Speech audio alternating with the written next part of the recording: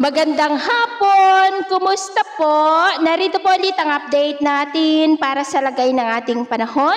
Ngayong hapon po ng May 3, 2025. Sa ngayon po ay patuloy pa rin ang paglakas ng hanging habagat at ito ay umiihip sa malaking bahagi ng ating bansa pero pinakamalakas po sa kanluran ng Luzon.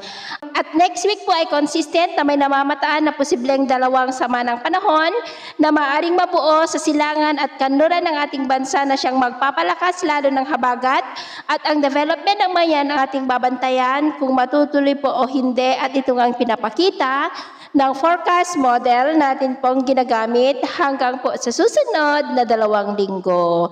At sa lagay ng ating panahon, ngayong hapon ay nakakaranas ng maulap na kalangitan with isolated rains ang ilang bahagi ng Northern Luzon, Central Luzon, lalo na sa may western section, ilang bahagi ng Metro Manila, Laguna, Batangas, Mindoro provinces, ilang bahagi ng Palawan, Panay Island, Negros, Cebu, Bohol, Northern Leyte, Eastern Samar at malaking bahagi po ng Mindanao.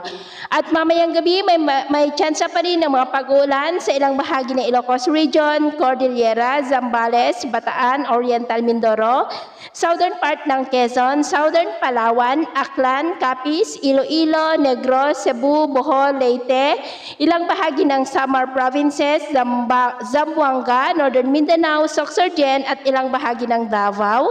Kaya mag-ingat po tayo dahil posible pa rin ang mga banta ng mga pagbaha at pagguho ng lupa. At sa atin naman pong mga baybayin, dahil po sa pagiral ng hanging habagat ay tumataas na po ang mga alon sa mga baybayin ng Batanes, Calayan Islands, Dalupiri Island, Ilocos Norte Seaboard, Ilocos Sur, Bacnotan, La Union, Bolinao, Dasol sa may Pangasinan at seaboard ng Zambales. Na ang mga alon dyan ay posible po na aabot hanggang sa 1.8 to 2.9 meters height. Kaya hanggat maaari po ay iwasan na muna natin ang papalaot dyan sa mga may kulay pula para po mas makaiwas sa mga sakunang pangkaragatan. So yun po lang latest update natin sa araw na ito.